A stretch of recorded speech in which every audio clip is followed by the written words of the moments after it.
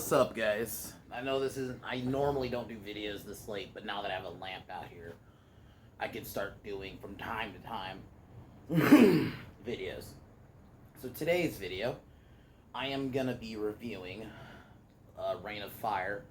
Before I get into it, I guess we'll go into this week what I got planned.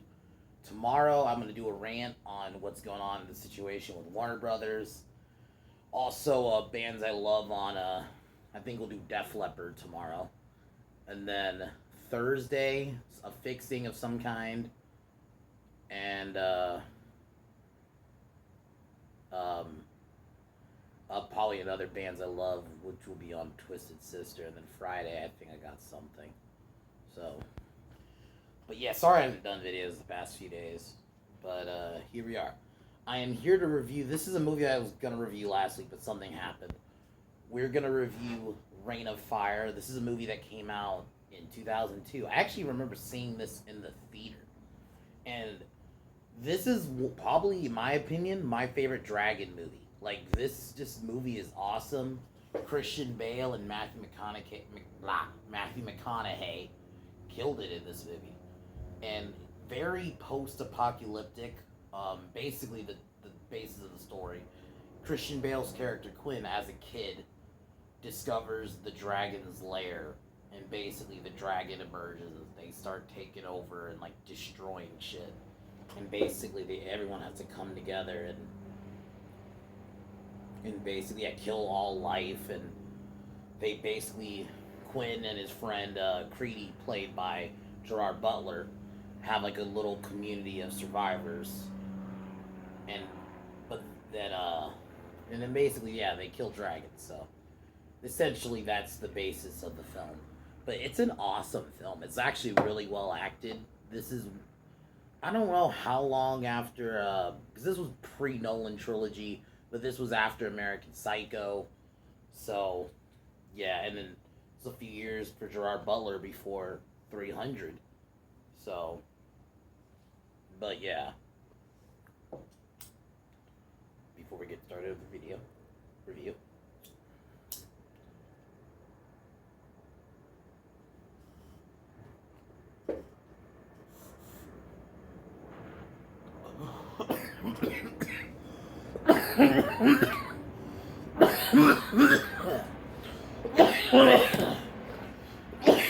so we meet young Quinn, which is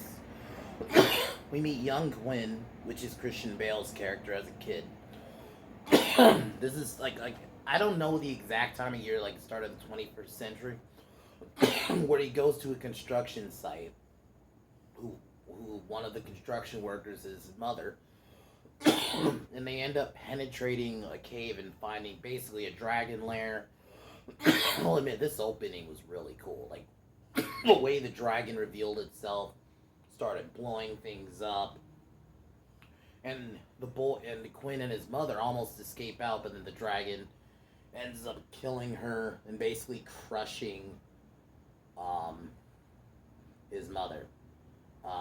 And then the dragons escape, and pretty much we see for years that the dragons just destroy everything, and you seeing, like, I think the opening was like a montage of you getting stories, all dragons, and I really love that aspect. It made it feel realistic. It's like 28 Days Later, but instead of zombies, it's dragons. How they took over and how they're destroying our life and extinction. And apparently, I love that they tied it to the dinosaurs. Dragons were why dinosaurs don't exist, and it makes sense. Because if dragons existed, dinosaurs would be fucked. And pretty much. And then in 2010, and I love how they're going through the years. It's like in the future, but not really. And then, so now we meet Quinn and his friend Creedy, which is Gerard Butler's character. They have like a community of like little survivors. I love the way they introduce it, because they don't have probably power like that in television and all that. They basically, there's a scene of them acting out pretty much the conclusion of Empire Strikes Back. Like, I think Quinn was Vader. It was really cool. I'm not gonna lie, I actually thought it was kind of a funny way to open it, and then he basically just wants to hide from the dragons, and that's his plan. Um, Pretty much Eddie and so Eddie, who was one of the members of his community, steal a truck and pretty much try to leave early, but they get attacked by a dragon. Really cool way to open. Really a cool. I mean, because yeah, you did get a dragon in the beginning, but it was like really quick. We see the dragon just like kill a couple people, and then Quinn and Creedy and Jared, who I think is the little who's like his basically adopted son in a sense, like. And I think this aspect of the film was done. It's shot well too. Like, I actually think the CGI for the dragons look good. You know, even from a film from 2002, because yeah, there's good CGI, but then there's some films at that time where they go overly CGI and it looks like a video game. Like the dragons actually looked like they were there. So Quinn and Creedy save the people, but the dragon kills some people before they manage to escape. I think it's either the next day or not long after. Americans show up in tanks with they have a bunch of tanks. This is where we're introduced to I think Denton Van Zandt, who's it's Matthew McConaughey's character. Who I gotta say, Matthew McConaughey did a really good job in this film because he gets typecast because he gets known as the all right guy. He gets known as that, so he just kind of gets roles like that, especially like because he was in like Dazed and Confused. So he kind of like get rolled for a while. He would basically be like a hippie, not a either a hippie slash like not stoner, but like almost it's a little surfer. Like it's like a mix. Yeah, because he was the all right guy, but actually in this, he's like a completely different character. He's like a hardened um, military dude in this. He actually, I think, did a really good job. So, and him and he has a bunch of helicopters. He calls himself the Kentucky Red. They're known as they're actually dragon hunters who have killed dragons in the past, and I really like that Van Zandt and Quinn have like a different because Quinn wants to basically hide, and it's understandable. A dragon killed his mom, and he feels like it's smarter to just hide it out instead of trying to fight them. So, but he convinces Quinn to let them stay the night. Um, so they basically Quinn helps Van Zandt take down the dragon, and then there's a celebration at the night, but Van Zandt basically just goes off. It's a really well done scene where everyone's celebrating that they took down a dragon, and then Van Zandt and his team walked in and just kind of shit all of them. It's like, yeah, we killed a dragon, but I lost members of my team. It was like that was like the start of a little bit of their conflict, and then we have another character is introduced. Her name is Alex. I guess she's kind of like the Quinn's love interest. They don't go too into it, but in the end, it's kind of implied that they get together. But yeah, she's the helicopter pilot, and basically, Alex tells them the plan that male that the dragons they discovered are all female, and that the ones that produce is the male. And if you kill the male, you kill basically all of them. But Quinn doesn't want to do it.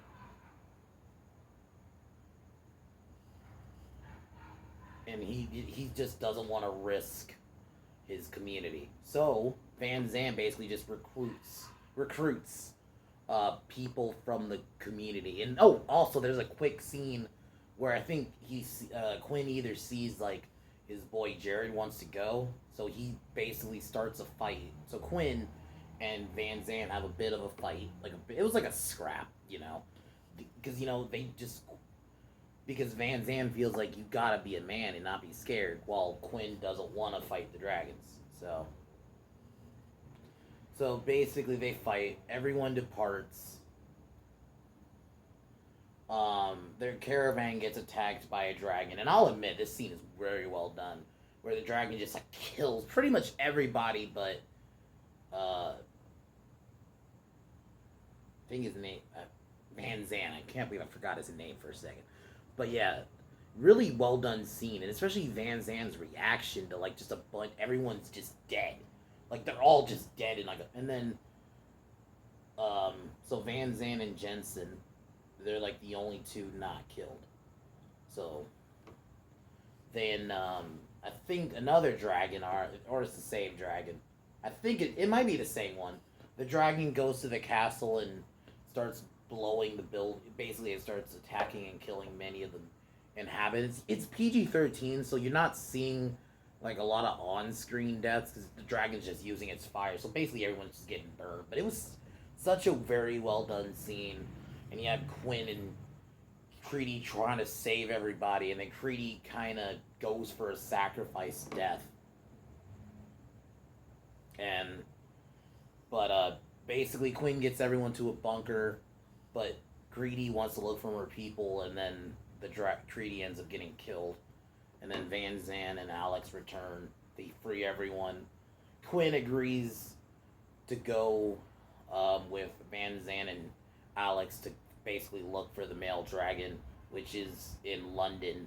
And another thing I really like about this movie, it's basically modern in modern times, you know, people with guns and stuff. So it's interesting to see a story where dragons are in like present day, because dragons are pretty dangerous. You know, they blow fire. It would be kind of interesting to see them in a modern setting. You know, because every time we see them in a setting, it's in like a medieval setting. So it's kind of cool to see them in a modern age and how they explain the dragons, and even putting them on fucking Time magazine on a cover. Like that made it feel realistic.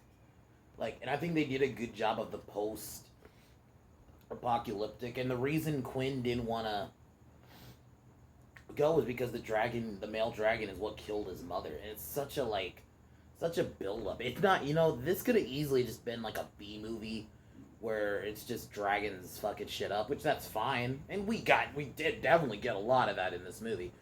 But it's also just a very well done story, and you have likable characters.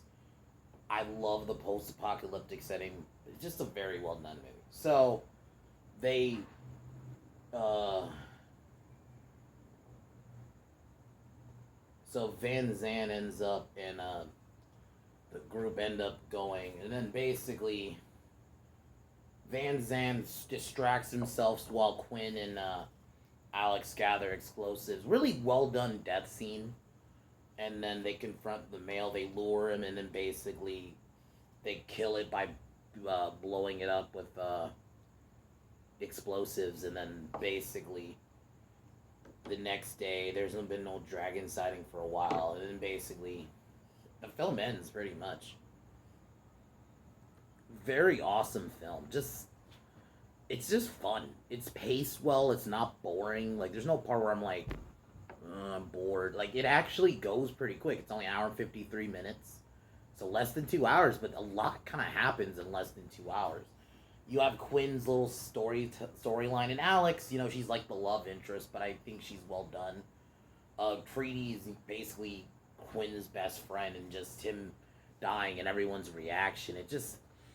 The dragons themselves are very well done. No, and the designs weren't over the top. They looked like what you would think, you know, what dragons would look like. They didn't go with an over the top design. I just think it's an awesome story. So I definitely advise you. This is a movie a lot of people haven't heard of. It honestly is very underrated. It's, you know, it came out in 2002. It's one of Christian Bale's big, because a lot of people, let's be honest, besides American Psycho, they didn't probably hear about Christian Bale until the Nolan trilogy. Really, realistically. So, pre-Nolan trilogy, a lot of people didn't know about Christian Bale, so I can understand this movie kind of getting forgotten. I mean, even I forgot about it. I saw it in 2002, and I don't think I'd watched it since I watched it in the theater. But it's an awesome film. Just shot well, you have good cast, the post-apocalyptic setting is dope, but they don't go overly, like, it's not like Mad Max. Like, there's still technology, but it's almost like in the middle, where it's almost post-apocalyptic, but not too far. But yeah, it's just an awesome story, so I advise you to watch it. Um, But yeah, tomorrow I'm gonna do a DC rant, or more a WB rant, because Warner Brothers they don't know what they're doing. They're literally trying to be Marvel, the MCU. I've been saying Marvel. What I mean that I mean MCU. They don't know what they're doing, so I need to go in on them tomorrow. But yeah, guys, um, this movie's a 9 out of 10. Definitely would watch again. Yeah. Cheers.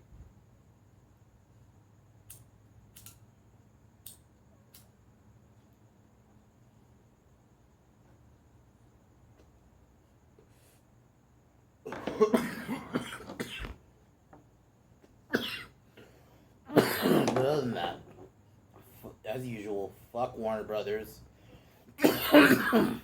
fuck Disney, fuck LeBron James, fuck Kevin Smith. Um, I'll talk to y'all tomorrow. Peace.